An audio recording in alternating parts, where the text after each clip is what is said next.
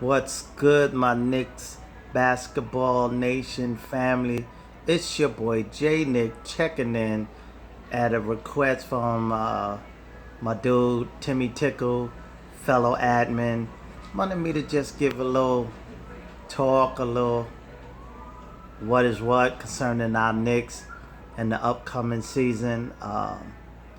First of all, I think most people, unfortunately, we have a lot of fans that too often sips on the hateration, sips on the media Kool-Aid of what they say as if it's actually gospel, as if it's actually the truth, just because it's coming from a media, as well as a newspaper, reporter, commentator, whoever, whatever. And all the way back to the Ewing days, back to the 90s Knicks, we've always had, the hate has always been great. For whatever reason, the hate is great against our Knicks, against the city, and it is what it is. But it seems to even be worse with our boy Melo on board and these current Knicks. And let's keep it real, we've sucked. We haven't been good for a long time. Except for that 2012-13 season where we had the 54 wins. We had a decent team, but those old heads and those old legs and those old bodies kind of gave up on us. And I think that season we owned Miami. That season we owned San Antonio. I think we swept them both games and basically owned Miami. So that's why when we lost against the Pacers, I know Miami, LeBron and his boys, they breathed a big sigh of relief because we basically owned them that year. And I think that was our chance to kind of go all the way. But me personally, besides the injuries, the old legs giving up and, tiring out and so forth and so on, I still think J Kid sold us out so he can get that Brooklyn Nets head coaching job, because this dude was like missing wide open threes, missing wide open layups with no defender on them. Really, dude? You sold us out like that? Because I kid you not, who heard anything about him being interviewed or talked about or whatever concerning that head coaching position? Nobody.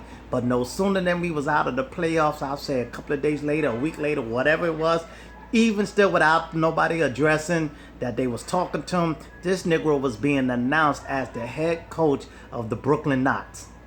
So come on, dude, you really sold us out just so you can get that job? Because if we would have got past the Pacers and would have gotten past Miami and would have made it to the finals, guess what? Then that means that much more they would have had to take the chance of filling that position with somebody else. But nevertheless, that's neither here nor there. Whatever, spilt milk, water rolling off a duck's back. Here we are, 2016. Phil, when he came on board, said, give me 5 years. 5 years, he said, right? And I'll turn this organization around and I'll make us contenders. Did he not say that? A lot of people didn't understand the Kristaps Porzingis pick. They was booing, but now they appreciate it. They respect the fact that Phil knew what he was doing, and everybody's loving KP. I was actually there that night. Me and my son, we was there, draft night, and I was like, oh, okay, we kind of close. Maybe we can get Okafor. And I was a little pissed when Philly took him, because I was like, they got all those big men. But I didn't have a problem with KB because I already did my research. I was looking, I was checking him out, and I knew the man had game, because I don't just pay. I'm a basketball aficionado, if I said that right. I don't just pay attention to the NBA. I watch the college, even check out some of the high school as they coming into college.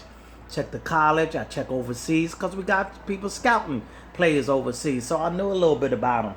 And when they started talking about him, I did my research further on him. So I didn't have no problem with the pick, because, you know what I'm saying, I knew he wasn't going to be no Frederick Weiss, none of these other bums, or Lampe, or however you pronounce that other dude's name.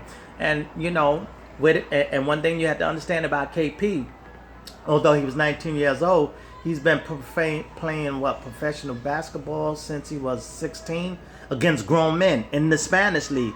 And that league is a pretty tough league. It's no scrub league. So, I figure he can pretty much come in and be ready to handle himself. And the ball out, even though he surprised me and really was doing some things that kind of blew my mind and, exceeded a little bit my expectations for his first year. But the boy did good. And the young man did great. And I'm expecting him to step it up even more this season because he's putting a little weight on. He's been working on some games. He's a 7'2" dude, but working on his crossover like he's a guard. You know what I'm saying? He got the post game. He's putting on some weight. He can take you out beyond the 3-point line. He got the mid-range shot. He got skills, the complete package. He got defense. So me personally, he's going to be a dominant force, barring any injuries. Knock on wood.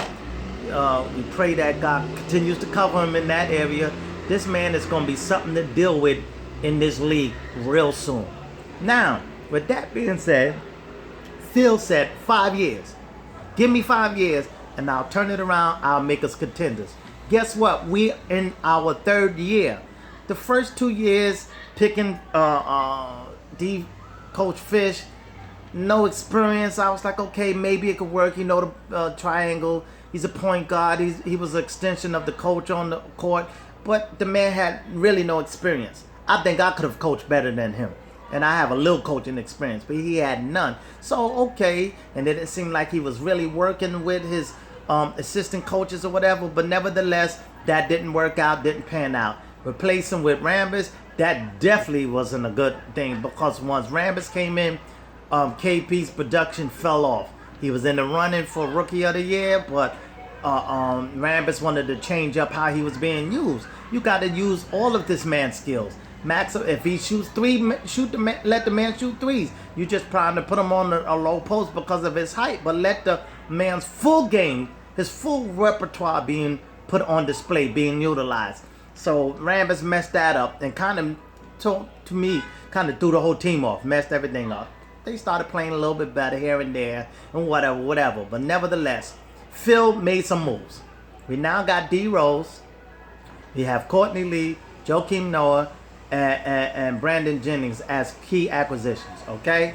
And some of the other guys that we picked up, brought Endor back, Willie's coming over, Kuz, Randall, some of these cats that still yet to be proven, all right? Even though Willie, I'll put him in the same boat as KB because once again, they played together, so that's a chemistry thing that'll work in his favor.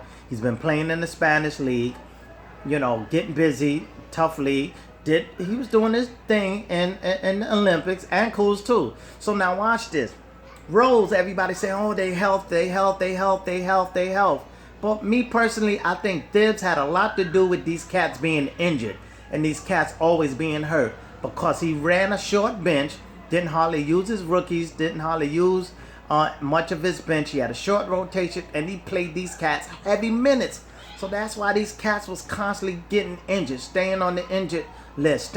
These cats, I think, as a team, averaged the most points as a team and as players above all the other teams and plays, if I'm not mistaken. But nevertheless, his coaching style to me is what caused their injuries. Last year, yes, he missed 16 games, but he only missed 16 games because of fractured orbital socket. Not anything to do with his knees, not anything to do with anything health-wise or injury-wise to that degree.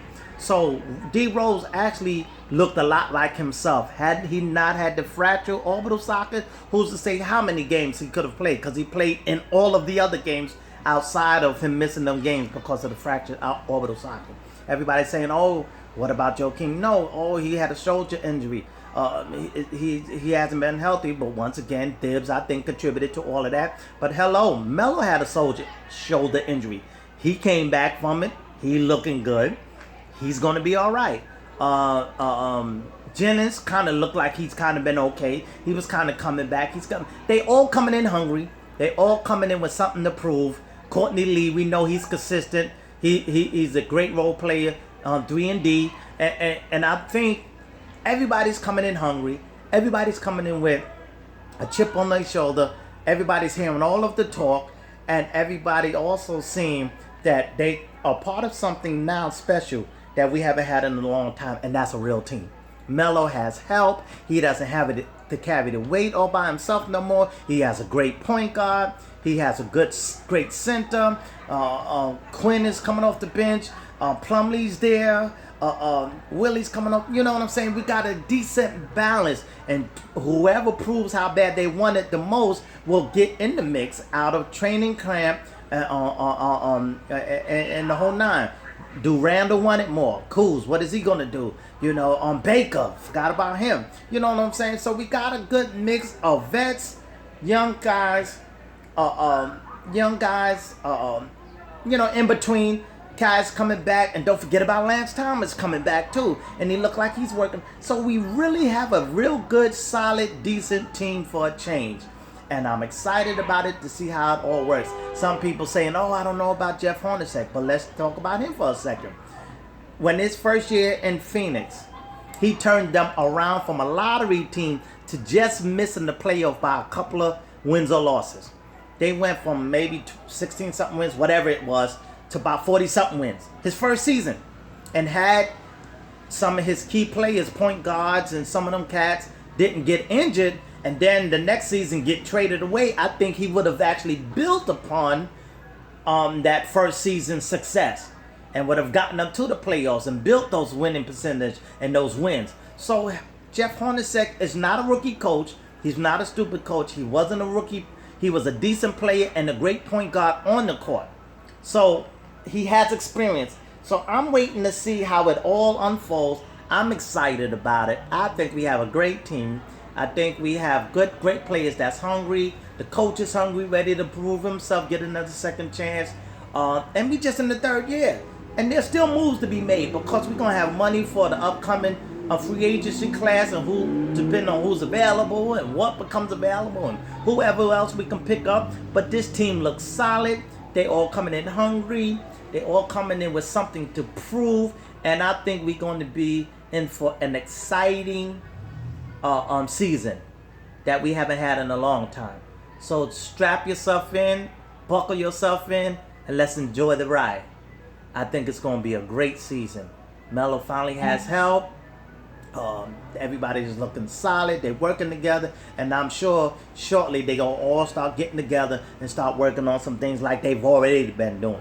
So let's just not be too pessimistic. Let's not be too overly optimistic, but let's just wait and see how it all unfolds. And I think that these cats is going to really shock some cats. The league, shock some people, because of course it's the Knicks. They bums. The 17 win season. Then we bumped it up a little bit, 30-something win season. So I'm expecting us to get up there. And then you know how Melo does when he's coming from Olympic play. He himself and his team always does great after he's involved in the Olympics. Every time he's done it with Denver, 54 wins, 28 losses. When he did it with the Knicks that year, that 12-13 season, same again. 54 wins, 28 losses. The first one was the Western Conference Finals. We made it to the semifinals. So who's to say what we're in store for now with this team, which to me is a better team than any of those other teams that he played on and went as far as he did with. So I'm excited to see how it all unfolds. I can't wait to see what's going to happen. Let's just strap in. It's your boy JayKnick, and I'm out. Peace.